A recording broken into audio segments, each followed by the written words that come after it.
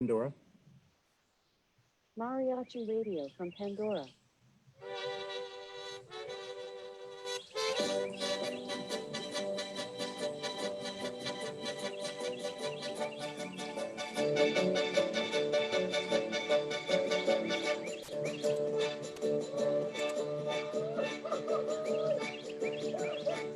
Okay, we're live.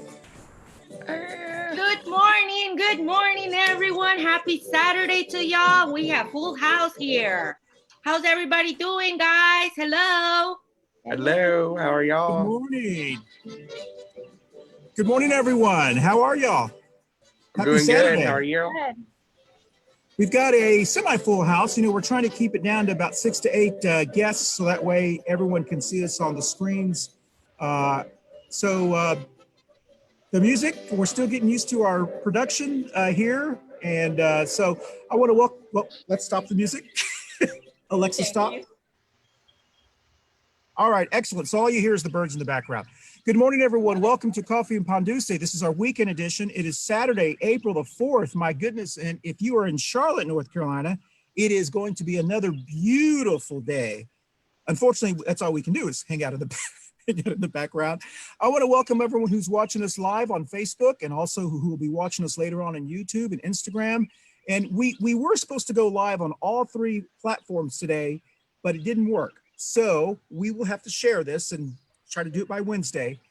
So once again, those who watch our show know that we normally stream live from Casa de Cano here in South Charlotte, beautiful Old Providence neighborhood. And however, due to the stay-at-home order, all of us, or many of us, almost I guess 3/4 of the country is at home and Zooming, which is the big thing, or Skyping, whatever system you use. So like we normally do, we're going to go around the table, which if you can see the screen, I guess, you know, we'll kind of zigzag down here. That's why my screen looks. Introduce yourself, introduce your button. And we want to welcome back our co-host who has been on a hiatus for a while, Miss Jenny-Jaymes Gunn. So welcome, Jenny, back. But Jenny, you know how this works. We always have to start with, let's act like Ruth is sitting on our right. We'll start with, actually, even if she was, Jenny usually start first. So let's start with you, Jenny. We'll start all right. We'll start it all right because you're always right. Go ahead, y'all. All right, feels like old times. I'm Jenny-Jaymes Gunn, an activist with the National Organization of Women, and I represent Charlotte Pride, Trans Pride, and the Real Out Film Festival. And happy to be here. Mama Ruth? Awesome. I'm trying to share our live here. Good morning, everyone. I'm Ruth Perez, community advocate here. And I missed that table, but let's kind of imagine that we're in the round table. Jenny, it's a pleasure and honor to have you back in our show. Freshly, a new month. And hopefully, I don't know, I was telling y'all, it feels like Christmas for me. I haven't been able to go out much. And this day seems so long. It seems like it's already almost the end of the year, but I'm happy to be back. And guys, if y'all are watching us, share the video, share our shows, put in your questions. We're here. Excellent, thank you. And we do have a guest of ours who is visiting, or actually I say visiting, who is actually streaming live from Tampa, Florida. Miss Shelby Cano, who happens to be my niece. So Miss Shelby, welcome to our show. Introduce yourself, and if you had a button, I don't know if anybody went over the button. If you had a button, what cause would you be fighting for right now? Miss Shelby. Hi, my name is Shelby. I'm in Tampa, Florida.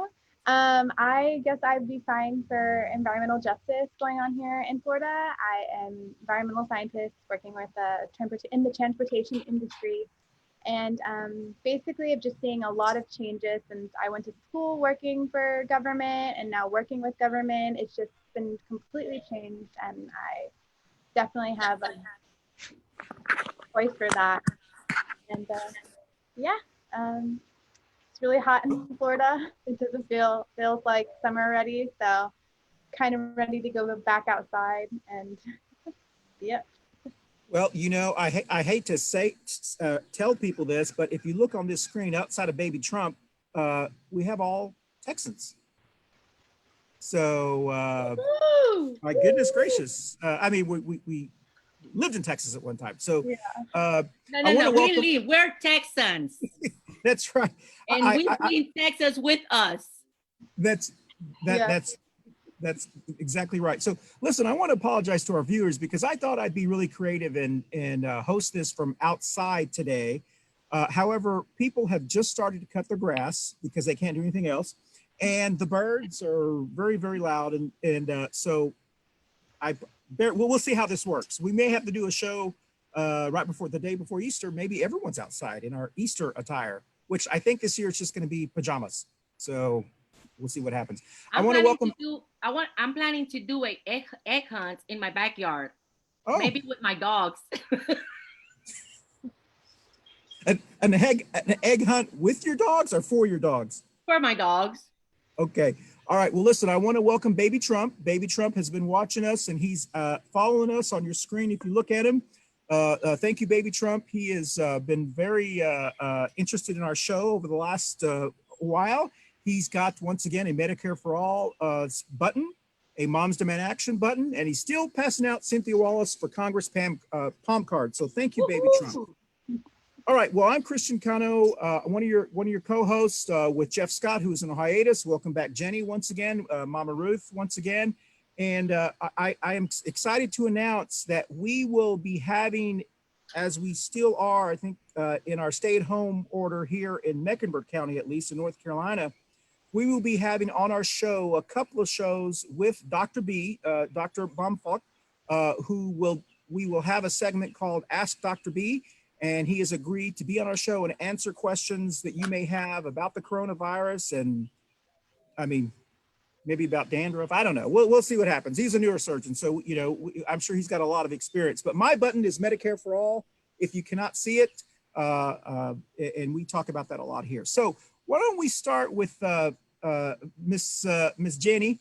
Welcome back and tell us what's been going on. And I'd like to hear, if you don't mind, how has the coronavirus impacted you? I'm sure it has. I know you've got you work with small businesses and organizations as well. Do you mind filling us in on that? Yeah, you know, there's been a lot of change. I mean, obviously, but for one, you know, I went indoors or stayed home for the last 2 weeks. In fact, tomorrow will be 2 weeks officially. So all my outside work came to a stop, just like everybody else. And, you know, we made a choice. I live with a family. So, you know, I live with a married couple that has a 7-year-old. And as a family, we made a decision to consciously stay home, to limit not only our exposure, but also the exposure of a small child, of a 7-year-old, because every time you go out and you go anywhere public, you have the possibility of bringing that home. And so when we do come home, whatever clothes we have goes straight into the washing machine. We wash our hands outside before we come in. We do a lot of precautions, just because, you know, the young and the old are the most affected by this. I mean, they have the weakest immune system. And after watching several videos and talks from physicians, I wouldn't want anybody to get this. It's horrific. Now, as far as my activism, we canceled the the general meeting this last week. We didn't have it, obviously. Pride things are all put on hold. Everything's going online. We're going to, starting probably in the next 7 to 10 days, we're going to start having some trans pride shows, some different things that are going to go online, specifically probably on Wednesday, Friday, and Saturday nights is looking like a possibility. And just to keep people distracted, to keep people engaged, just to keep people from giving them some kind of sense of normalcy, which in an abnormal time like this, you need that. You need your go-tos. And we will be talking about the film festival that's coming up in May on, there is a contingency plan to move those dates, which they haven't been officially announced, so I can't officially say anything other than, you know, it won't be happening on May 9th. I can tell you that. It's just too soon. I mean, North Carolina schools don't even go back till May 15th. So, obviously that's when they kind of expect the contagion to hit its peak and start going down.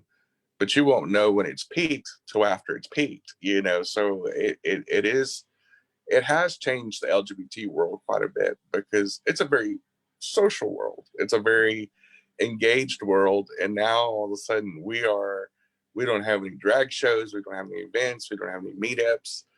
Everything about that community specifically, and being able to go see our LGBT brothers and sisters, that's not happening. Just like with any community, whether it's the Latinx community or anybody else.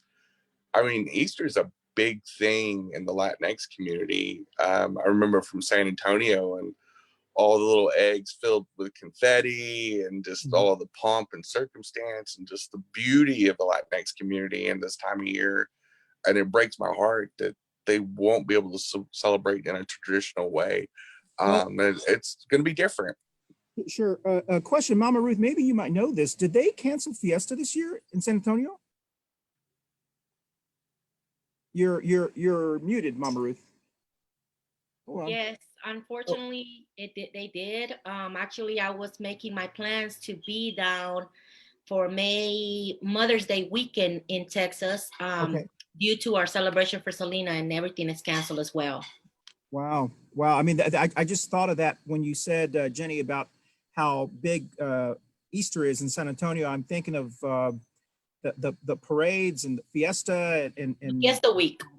Yeah, Fiesta week, and I'm thinking of the float queens lifting their feet. Yep. They have shoes or tennis shoes, and I'm actually going to take my sunglasses off because a cloud has come through. So, ta-da! Mama Ruth, you have anything you want to add before we go to Shelby in Florida? I do agree with Jenny 100%. It's been a big change for all of us. And I feel with our LGBT community as well, because we're in the same boat as we can't have us Latinos. We have a lot of events going on, concerts, to kind of get out of the routines of our hardly working neighbors. And at this time, everything has been canceled. And the worst part of it is that we can't even have that heat family, that getting together, just watching us play, our kids, cousins playing in the playground. We can't do nothing right now. And it's very, very frustrating. And yes, it could be extended more than after May. So we have to look out for that.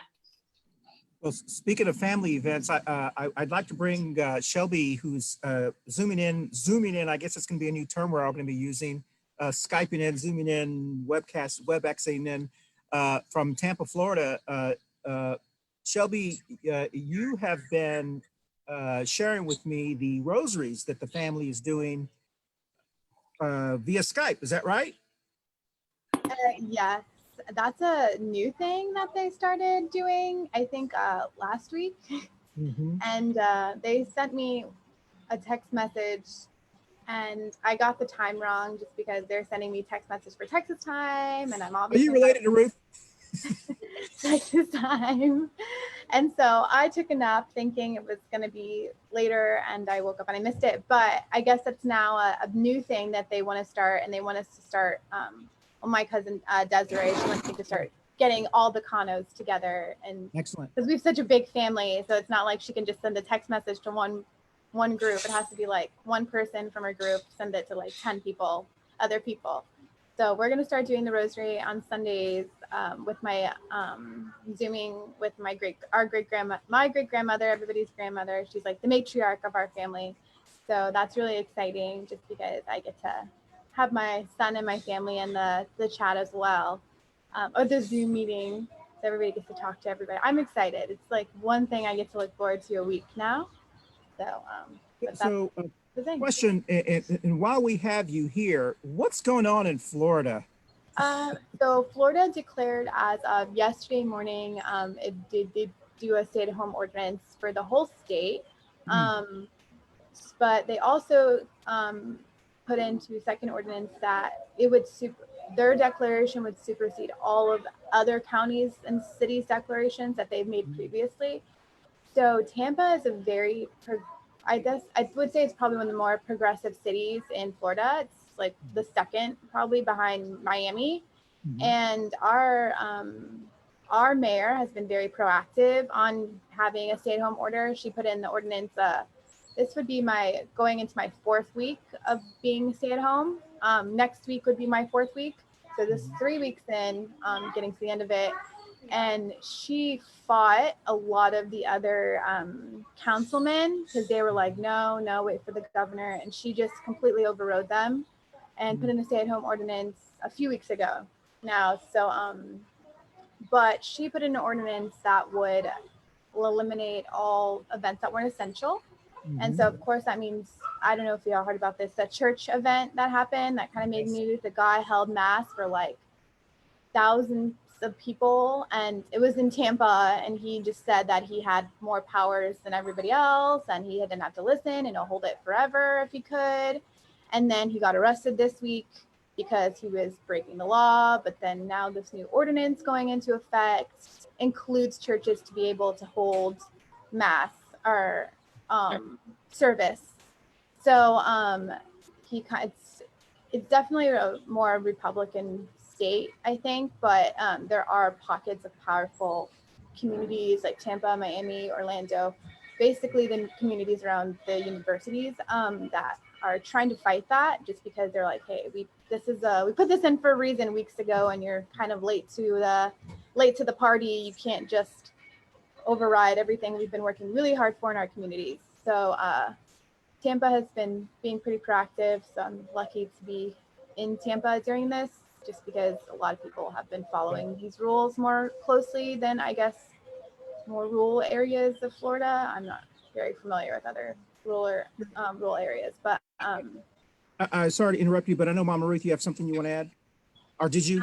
Well, I wanted to ask her, the way I see what is going on right now, a lot of our religious folks, thanks to them, our measures are getting higher and stricter. It's sad to see how some religious organizations are trying to kind of, I want to say maybe you can help me, Cano, find the right word, because I don't want to hurt no one or no religion, but okay, Jenny, you say it. like a Superman, and that's hurting us. And a lot of folks are not understanding that's hurting us, because that's making it worse instead of cutting or flattening the curve. yeah. What I'm hearing you say, Ruth, and you can correct me, and I want Jenny to add in, because I know this is a topic that she will say. What I hear you say is that there are some religious groups that are making it worse for other religious groups. Is that what you're saying? Well, for our entire country, because if they keep on doing what they're not supposed, like yesterday, I watched a video. Yes, I really liked, you might want to call me super spiritual or whatever, but I mean, I like to keep myself on my space and I respect others. But yesterday in South Carolina, I mean, outside on a hospital, you see all these people around doing, I guess, yes, it's very respectful and showing love and comfort for our medics. But however, don't take that risk, because by you doing that, going out en mass, even though you might be in social distancing, you're still showing disrespect for the law, whatever it's in place, any order. If we were told not to go out, let's stay home. Pray through Zoom, do your rosary through Zoom, gather your community through these video options, but don't be showing out that you're being Superman or Superwoman with your groups and then affecting us. Sure. Us. Jenny, you want to add something here? Yeah, absolutely. What it is the religious right and the very radical religious right is still going and protesting abortion clinics right now. They are still doing the same old things that they've done before. And here's the problem, is that they are flaunting common sense, and essentially they are going to make the curve bigger. They are going to, for every person they expose, you expose another 2.5 times that. So when you get that multiple, if they were to stay home, it would flatten the curve so much more. And they're doing it because they think they have the right to. And just because you have the right to doesn't mean that you should do it. It's not the right thing. And if they call themselves Christian, which is very, using that term with these groups very loosely, I would think that, you know, if Jesus Christ was walking the earth right now as a living being, he would be very disappointed. I don't think that, I didn't read anywhere in the Bible that anytime he said, run through a leper colony and then run around the village and expose everybody. He was, most of all, if you're going to follow his teachings, follow his true teachings, which is, you know, love thy neighbor by staying the fuck home. Stay home. Do not hurt people. It is basically, if you expose other people and somebody dies because of it, you killed somebody. And I know that's in the Bible, thou shalt not kill. And to go out to grandstand and be performative and do that, that is not legit Christian values. And that's They only are, showing rebellious. yes. You know, Yeah, that's showing rebellious. You know what's the part of it is that if we believe in a God, if we believe in a Christ, why do we have to expose ourselves outside? Prayer can do a lot of things internally and can deliver a lot of better messages than being exposed out there. I do a snap there. Sorry, here's my snap. Well, and if God's all powerful and all seeing, then she can, you know, God can see you from your house, you know, or your backyard.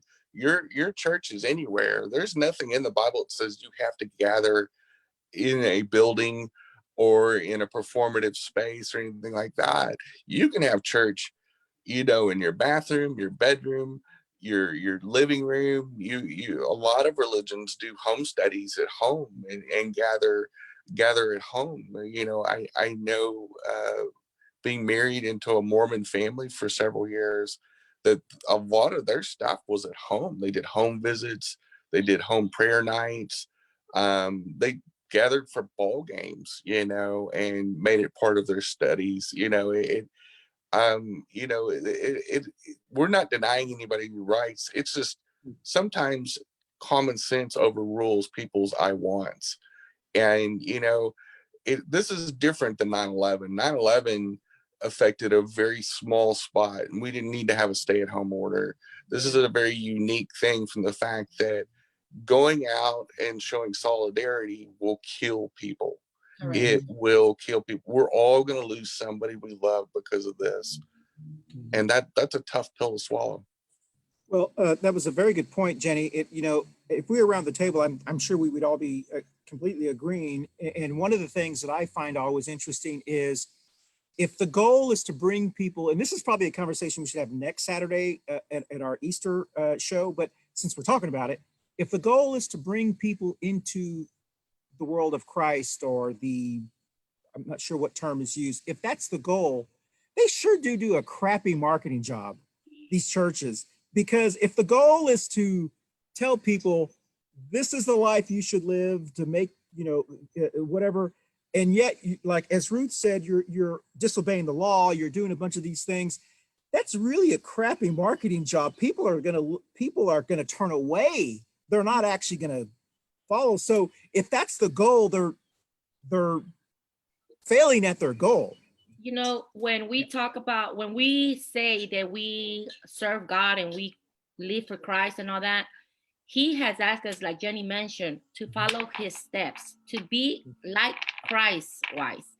What do I mean by that? It's the same power that he tells us in his word that we have. We don't need to go outside and do ridiculous stuff to be able to show the world who we are. God doesn't need any extra helpers. He already had done what he said he was going to do. What we need to do is start praying in our own selves, for our own land, for our own family, inside our houses. And then we will see all this to be ceased. But people are taking it the backward. They're taking it the wrong way. I've seen a lot of teenagers, pastors' kids, reverends, teens, families and stuff saying, oh, whatever, we serve a God of glory. Yes, but that same God of glory put us in rules. He even established rules. And if we don't learn how to follow those, then they're the ones that are going to be able to be dying, and then they're going to be causing our death as well. Our kids, our elders. It's just so much going on.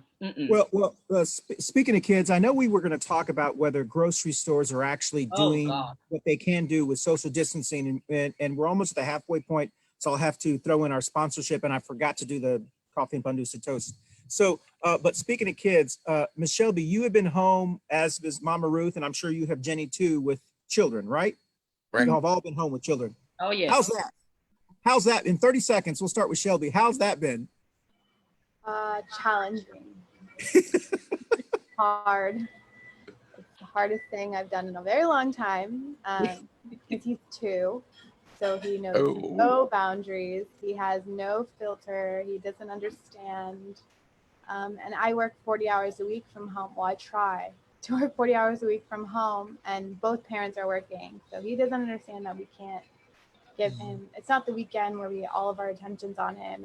He's kind of like very demanding, he thinks it's like jackpot. I never have to go to school again. Like, this is the best thing ever. I get to watch TV all day and play trucks, and he doesn't understand that. I'm like, I'm on a call. We're going to go to Jenny, and then I have a question for you, Shelby. Jenny, 30 seconds. It's different because I'm out and about so much in normal times, and because he's not my child, but he's basically like a nephew or a younger brother to me now, and has been that way for quite a while. I mean, I've lived with the Robinsons for almost 2 years, and so it's interesting not only to be around him, but also the other 2 adults in the house. So there's 4 of us here.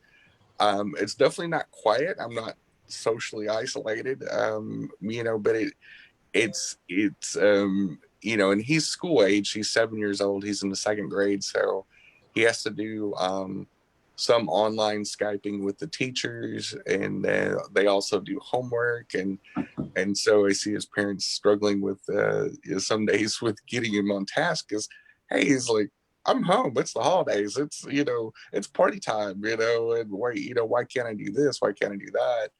And it creates a lot of fatigue. It's hard on anybody. And just like with Shelby, with the 2-year-old, I remember those days when my kids were that young, and they don't understand. It's I see mom. It's playtime. It's mama time. And so that is challenging. Because you want to just scoop them up and play with them. I mean, I would too. I mean, I think 2-year-olds are great. Mama Ruth, 30 seconds. Oh my God. Imagine me. I have a 12-year-old and my grandson, my firstborn son, 5-year-old. So it is very challenging. Absolutely. As you can tell, Matthew's here. He's stuck to me. And it's very challenging because, especially for my grandson, let me tell y'all, he is living between my house and his mama's house. So 2 days out of the week, he goes to mama's and spend her days off with her, and then comes back. And it's challenging because his teachers usually call him if he's at his mom's or he's at here. So I have to deal with him because he's learning how to do his numbers. He's learning how to do his name. And every time I tell him, he thinks it's a game because he's not in school. He doesn't need to do it. They don't understand the difference between having homework at home and have to stay at home.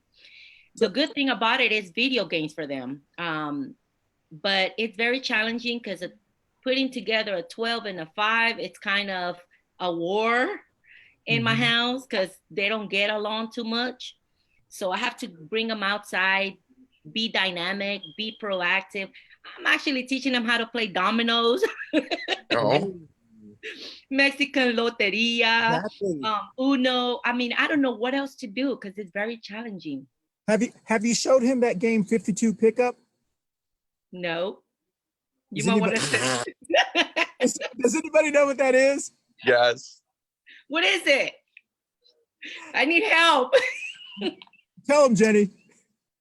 You basically throw all 52 cards in a deck onto the floor and say, pick them up. He's not helping at all. They will leave me picking them up and they'll walk away. Yeah. That's the old 52 pickup game. So my question is to Shelby and all of you actually is, we've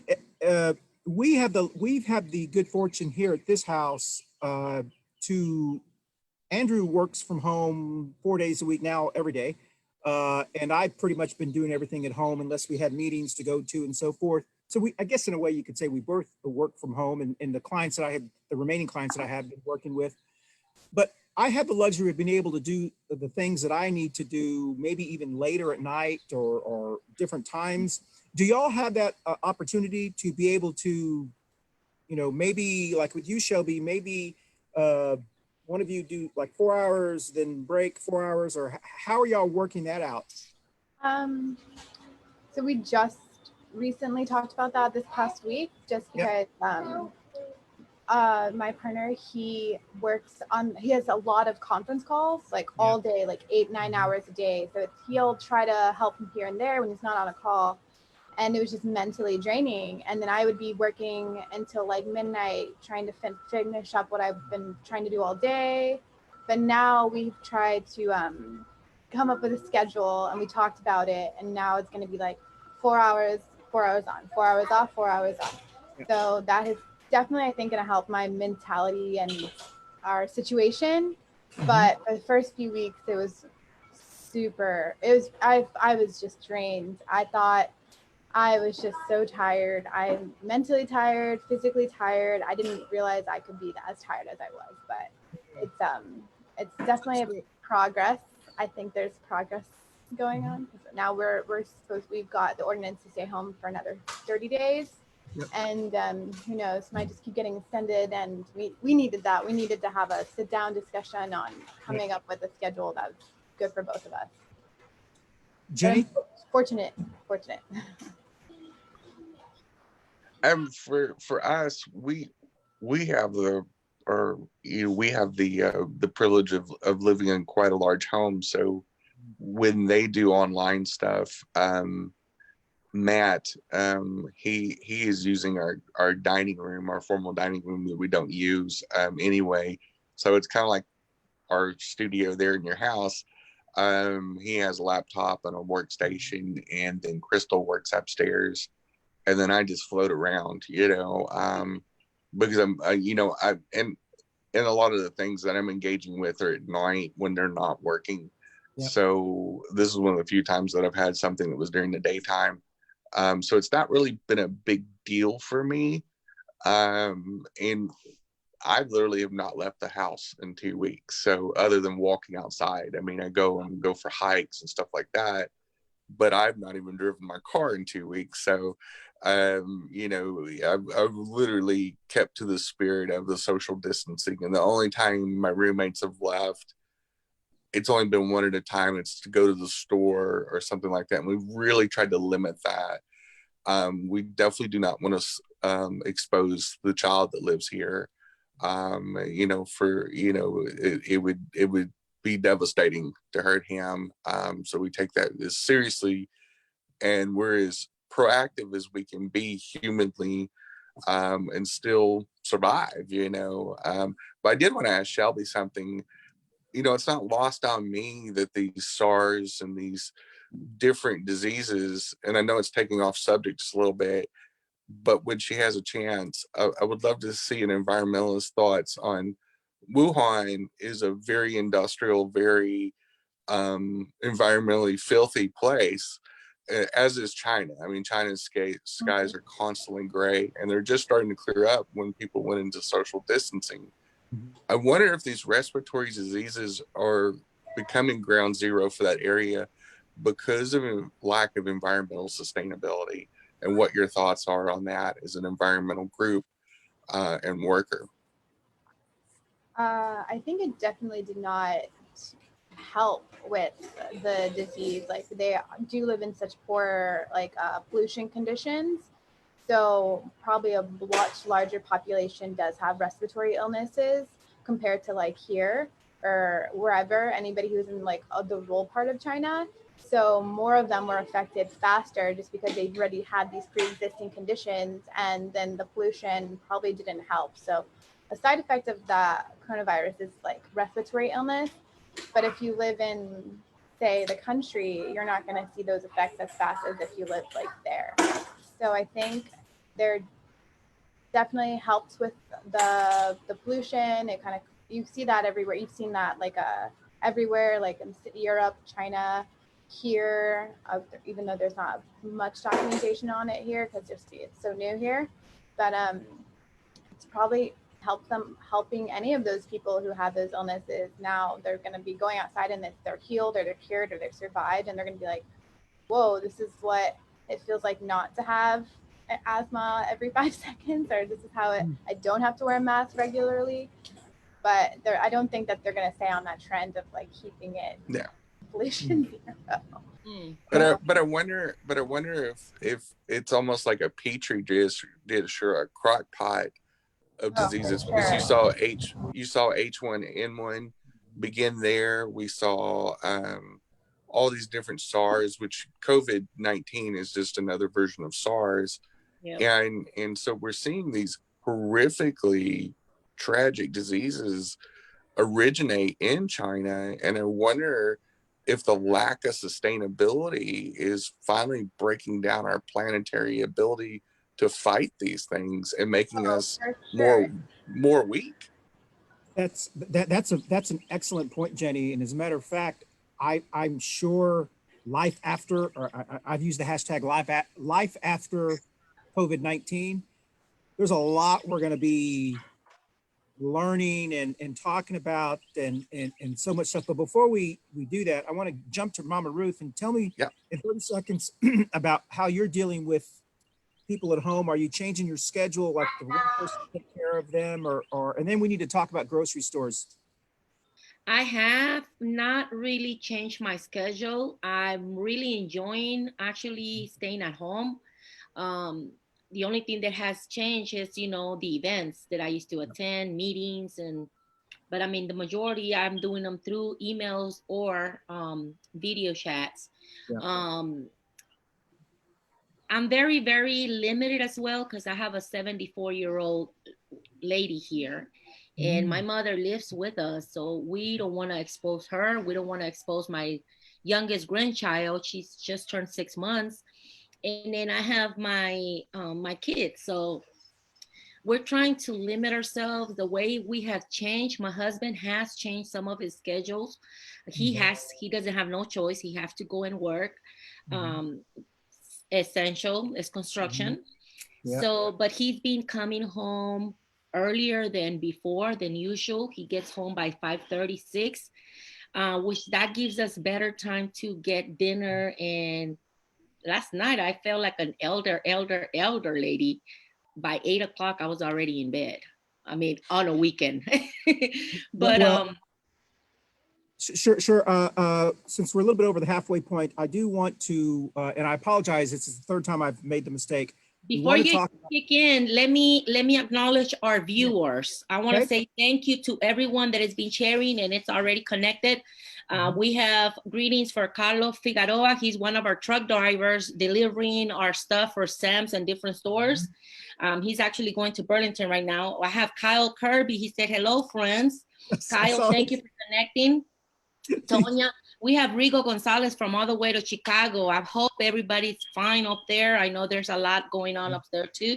And I would love for Rigo to connect with us maybe next week or something to tell us how's the point of view down in Chicago, and extend the invitation to others as well, other states that they want to connect with us and we can talk about what's going on. Exactly. And I want to remind people that our Ponduce sponsor is Manolo's Bakery. Manolo's Bakery, located on Central Avenue, for Tres Leche cakes. They're still open. They're still doing delivery. They have this wonderful meal thing on Monday, Tuesday, Wednesday, Thursday, Friday. Every day is a different meal. It feeds, I think, 4 to 6 people. I think it's more 6 to 8. It's only $40, y'all. And we ordered it for Wednesday, and then we're going to put our order in for Monday because Monday is like the Cuban pork kind of thing that they've got.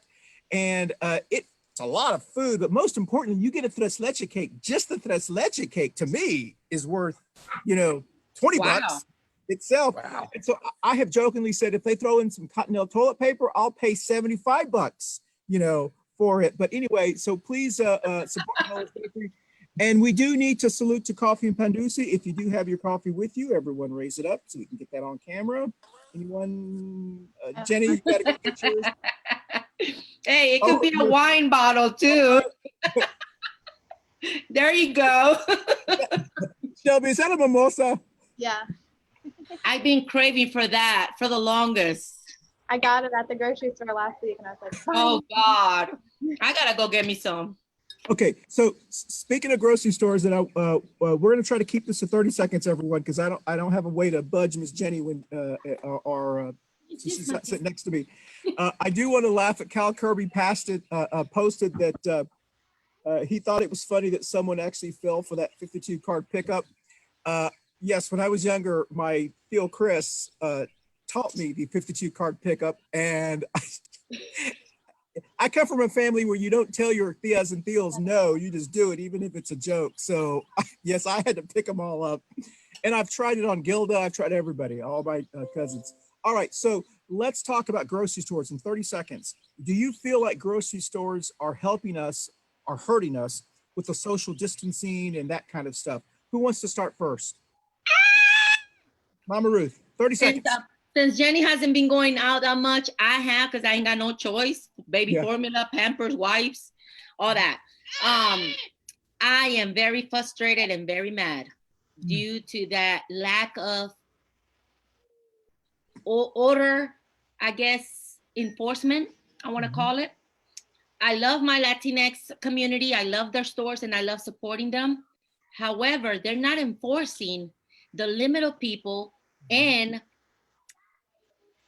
how to extend or stay social distancing. They're not marking their space. I encourage them to use at least tape, neon color tapes, and mark every 6 steps. They're not listening. Their stores are very crowded, and that's really dangerous. That's endangering our community. I went to Aldi's yesterday. I seen a lady, I guess my age, with her teenage or younger son, asking him to put, all the stuff in the grocery. Why not just going one person per family and go out and do your groceries by yourself? Do not expose anyone else. It's very frustrating. I got so mad. And then I still see all these stores packed. Lowe's, Home Depot, grocery stores. It's just everywhere. Yeah, thank you. Shelby, you want to tell us about your feeling about grocery stores in Tampa? What are they doing? Grocery stores in Tampa, so there's about like 2 kind of grocery stores to choose from. You're either going to Publix, Winn-Dixie, or like Walmart, Target. I've never seen anybody really enforce the social distancing. They don't have a person at the front like counting how many people are in. But at my grocery store, in my little downtown area, everybody's pretty respectful. We're all like walking like away from each other and like not near each other, not talking, and like one person. But you do have those times where it's more crowded in the evening or not during the week or on the weekends and no one has anything to do. And they're like, oh, let's everybody go to the grocery store at this one time. So I've been trying to go shop locally. I have a produce pickup from a farm this morning, or just go during the week when I can, but there's no regulation. I haven't seen any from. Jenny, you want to add anything to the grocery store conversation? We've just tried to be really responsible in when we do go out for anything. It's only one of us, and I've had no reason to. My last day out, I bought enough freezer stuff and have the privilege to be able to do that. You know, and even though I understand that people have to go out because they can't buy a lot at one time, or maybe don't have the space for it or whatever, or have a huge family. You know, if you have 5, 6, 7 people in a home, you're going to go through a lot of food. I mean, there's just no way around that. But I do think grocery stores need to be more proactive. Not only that, but because they're also exposing their employees too. I mean, so, you know, as you're exposing your employees, again, it gets this thing rolling again. And, you know, every person you expose, every full person that you expose, it adds a factor of 2.5. So if you get that exposure less, then we can flatten the curve, and it's the only way to do that. And so, you know, these grocery stores, like I saw Viva Chicken here locally, they had little taped square, little X's, and you had to stand. It kept people from waiting on their food, standing huddling next to each other, because we're social creatures. And this is one of the things: is the grocery stores are our last social outlet that's excusable. And so people are taking advantage of it and are not respecting boundaries as much. Even though I will say the one grocery store I went to, which was Harris Teeter locally, was on the way home that last time. People were social distancing. There were, I remember going down the aisles and some people turning around, you know, and I don't know if maybe I just look like I have COVID or something. I don't know, but you know, of course, and I dress pretty freaky deaky, so you know, maybe it was that too. But I do think people need to be mindful and help these grocery stores stay open, because if their staff were to get really sick, there'd be some stores that would have to shut down. You know, so we have to keep that in mind. Exactly. Mama Ruth, you want to say something? I do agree with Jenny. I went to get some eggs yesterday at Harris Teeter. I stopped by on my way back home, and they do have the social distancing enforced, and they also placed the plastic or the clear on the countertop. Another great store to shop around, and I'm not trying to do any advertisement or anything, but it's Target. You gotta wait after you pay. You have to wait if you're next, because they spray down everything, they wipe everything down, and then you can go. So there's a lot of other stores that are doing great things. I would do local, like your niece said. I would do local farmers orders, because I think they're more cautious and they're more natural than having all that big traffic in the city. So yeah. And right now, after I'm done with y'all, I don't have no choice. I have to go with my husband to Lowe's. I guess he needs to go get some materials. I usually stay at home. But we actually found a big stack of this mask inside my mom's car, because every time she would go to the doctor, she would always get a handful of them. So now we were lucky enough to have some. So we'll be going out from starting today. That's going to be one of our main goals, to walk out with a mask. Well, depending on how many you have, you may want to donate some back to the doctor's office. So So I just want to talk about my grocery store experience. So we have tried to follow Dr. B's and everyone else's advice of not going unless you have to. And like most people, we have enough food for probably, I would guess, with the freezer and and everything else, I would say 4 months. It's the base, like it's like the milk, the eggs, the things that you kind of run out of, like on a weekly basis. But there's really, if you know, I keep thinking to myself, you know, we've gotten so spoiled. And Jenny, I know you and I can joke about things like this. What did people do before? I mean, staying at home and this kind of stuff, working from home. This is what people did back, have always done. You know, I mean, I think of my grandmother. Shelby probably knows what I'm talking about, who had, how many kids? 9, 10, 11 kids who stayed at home, and she had to work and all kinds of stuff. I mean, we've gotten kind of spoiled on things.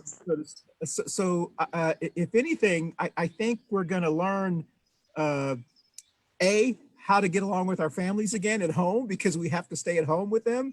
And then B, how we can, as Andrew's mom says, tell me what you need and I can tell you how you can live without it. And, you know, they live out in the country. They only shop maybe once a month, you know, and I could do that, but as Jenny said, grocery stores are kind of like social places. Sometimes I think we find ourselves going just because we want to be around other people. Yes. So we've got about 10 minutes left on the show, but I do want to say, once again, we're going to continue to have our shows on Wednesdays, and then we're going to continue our weekend shows as long as we're in the stay-home order. For those who are watching this, just to remind you that Dr. B, who's been on 2 of our shows, will be back doing Ask Dr. B segments, and we'll be posting that. So if you do have questions for Dr. B about whatever, coronavirus or things in general, I was going to ask him, and we forgot to talk about this. He was on our last show here at Casa de Cano. And then I went to Atlanta, unfortunately, which is one of the reasons I've had to stay home. And I came back, and when I came back, I was getting these little bumps on my arm, and I was freaking out because I thought I was catching the coronavirus. I was looking at all the whatever, and then Miss Mama Ruth told me about, I had about chicken pox and some other things or whatever, and I had gotten the shingles shot already. And so then I thought, well, maybe I'm catching shingles or whatever. And so I got really paranoid. I started to get really nervous, and I was about to do a teleconference with our doctor. And then I realized that it was poison oak, that I had cut the grass and I had gotten it on me, and I'm very, very susceptible to poison oak. And it all the ivy along the fence, the little dog Cody, our miniature schnauzer, likes to go in there, and he got it on his toenails or whatever, his nails, and then he likes to kind of get on my legs, and that spread it. And then of course, so anyway, it was pretty traumatic. But we only got about 8 minutes left on the show, and I want to thank everyone for joining us. And after this show, one of the things I'm going to be doing is cutting the grass again. So that's really I actually enjoy doing yard work, so this is actually really, really nice. The problem is, and I'm wondering if anyone's having this problem also. In our neighborhood, we have a lot of people that walk around and jog and do all kinds of stuff. And the biggest problem we have are the squirrels trying to run across the street. So you have to stop for them. But now that everyone's walking, people are walking on the street. It's hard to drive down our street. Is anyone else having that problem, that people aren't walking on the sidewalk, they're walking on the street? I think we all are. Yeah, I guess when I leave, I guess there are more people I have to watch out for, but I probably haven't drove since last Saturday. I'm that person on the street, so yes. I wonder, what is that? Why are they on the street instead of the sidewalk? We're trying to social distance. We're trying to keep 6 feet apart. Anyway. Oh, because there was a family yesterday, and I was driving somewhere. It was essential, and there were 5 of them, and they were literally on the whole street, and I slowed down and I waved. I wanted to honk the horn. It's like, get the heck out of the way. But they know where I live, so I didn't want to do anything. Does anyone else want to talk about anything else about social distancing before we have to start to sign off? No, I just want to make a real quick announcement. Okay. Please join us on Monday from 6 to 7:30. It's a meeting with county about our COVID-19. It's very important because we want to kind of ask questions about what are they doing to prevent or enforce the order from Governor Cooper, and other questions that are concerning about our families and our neighborhoods. Kyle said, yes, it is happening in Plaza Midwood. I think it's because of social distancing. Thank you, Kyle, for being there. And yes, we agree also with Shelby. The same thing is social distancing. So we start seeing a lot of more families walking, doing their trails, and they're just covering our streets. I mean, it's not, I shouldn't really be petty about it. It's nice to see that. It's nice to see everyone out walking. I don't agree with that at all. What? You can do your exercise inside your house. You can stay in your yard. Please stay inside your place and your area. Well, girl, people need fresh air. So they can sit outside and sit on their chairs. Jenny, what do you feel about that? Well, I mean, you just don't want to stop and talk to people. I mean, and if Yes. you do it from 20 feet away or more. But you know, the only places I've hiked is inside my neighborhood. And Chris, we live like Ruth. I live in Union County, so our neighborhood, each of our lots are like 1.5 acres, 2 acres. So we're not a populated or a dense neighborhood. So we're kind of, when people do go for walks, we're so far and few between anyway. It's we never get near each other.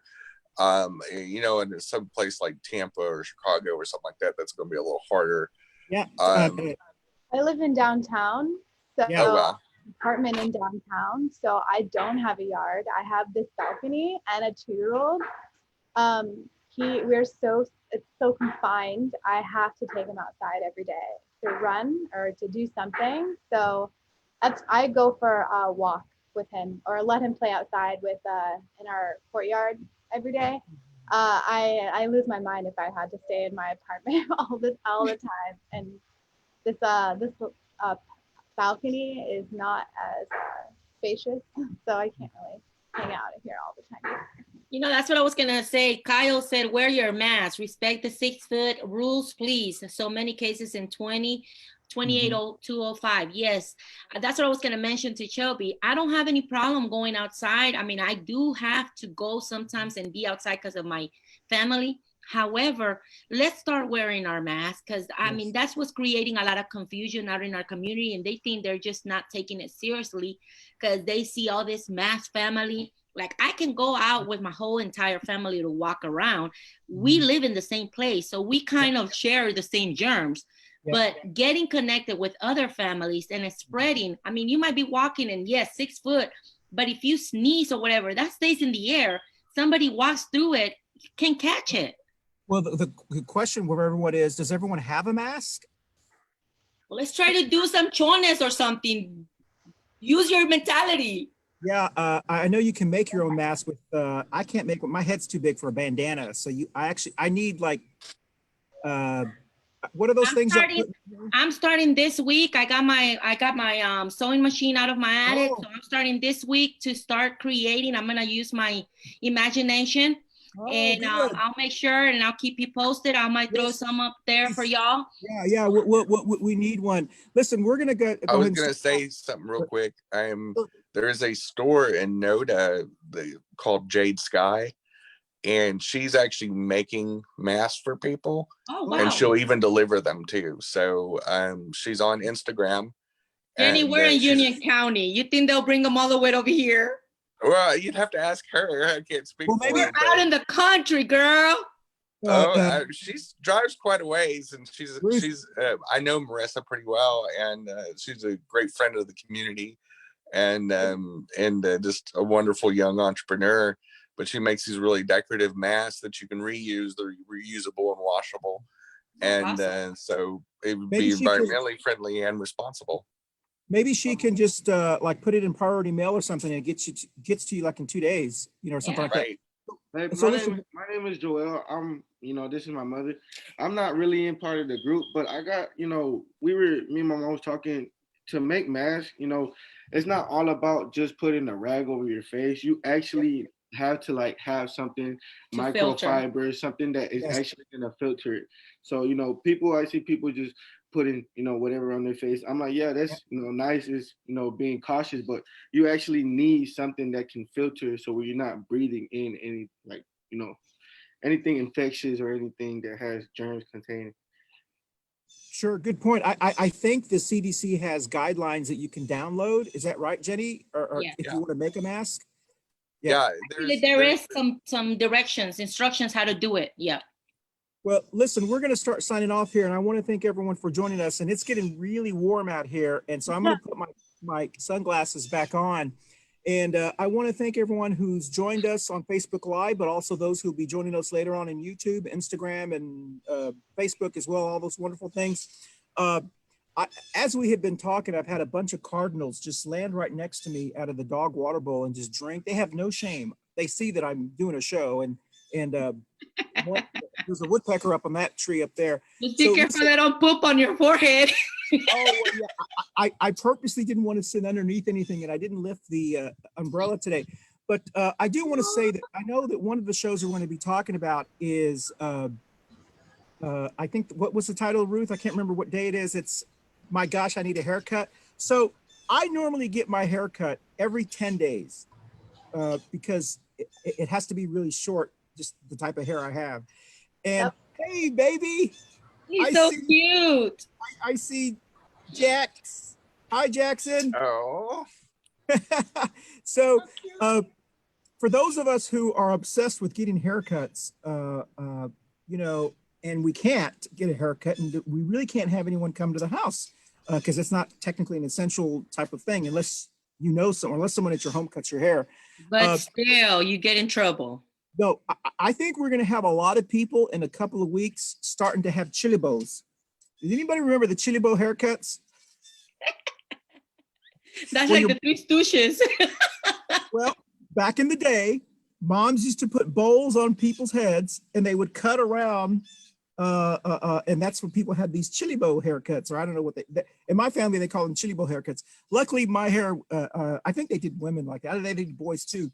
But anyway, so we're going to have a lot of people, I think, having chili bow haircuts. I bought it before the shutdown. I went to El Patero's Western store off of Central Avenue, and I had gotten me a new cowboy hat. And of course, you can wear straw after Easter. And so I'll be wearing my new cowboy hat so I can add to my collection. I'll also be wearing, until I can get a haircut, all of my other caps. I'll be wearing, I'm sure on the next shows, either my TCU cap, my Dallas Cowboy cap for Fernando in Philadelphia, or a very good friend of mine gave me a new cap. It's a Tulsa cap. And I like this one because it makes my eyes look really nice. So I'm sure that many people will be wearing caps. So we're going to go around and tell us what you're going to be doing this weekend or whatever, and then we will sign off on the show. We will post our titles of our shows for this coming up month. I think we already have it all covered. So join us next Wednesday. Why I need a haircut. And then we have how do you want to celebrate Easter for next Saturday. So join us in. Don't forget to share, okay? Exactly. So why don't we go ahead and start with, we'll go Shelby, Jenny, and then Ruth, and then we'll sign off and play the music out. And everyone who's on Zoom, stay on the show. We're just going to cut off Facebook, and then we've got to do a promotion after this. So Shelby, it's great to see you, mija, and good to see you, Jackson. You're getting so big. My mom, when she gets really excited, her voice gets really high. Oh, mija. I almost kind of, I was doing that. So Shelby, tell us what's doing this weekend in 30 seconds. We'll go to Jenny, then to Ruth. I'm going to go pick up produce from a farm, and that is the only thing I have planned for this weekend. I don't have any plans. Excellent. I have a 4:00 meeting with a comedy producer that she produces shows, and she wants me to help out with her online projects. So we'll see what comes of that. I'm hoping to help Trans Pride with that. Excellent. Mama Ruth. I'll be, like I said, heading out the door. They've been waiting for me already, going to Lowe's. From there, I might be working just in my yard and stay home. Excellent. Well, thank you, everyone. We're going to have the music, and then we're going to cut off on Facebook, and then everyone on Zoom stay so we can do a 30-second promo. So thank you. Join us Wednesday on our regular hour, and then once again next Saturday. Wednesday, we're talking about haircuts, and then next Saturday, we're talking about what you're doing for Easter. I think Dr. B will be with us on Wednesday. I have to check the schedule. So if you have any questions, and we'll post all of that, as Ruth said, on our Facebook page. So Alexa, play Pandora. Mariachi Radio from Pandora. Thank you, everybody. All right, I got to take my glasses off so I can see.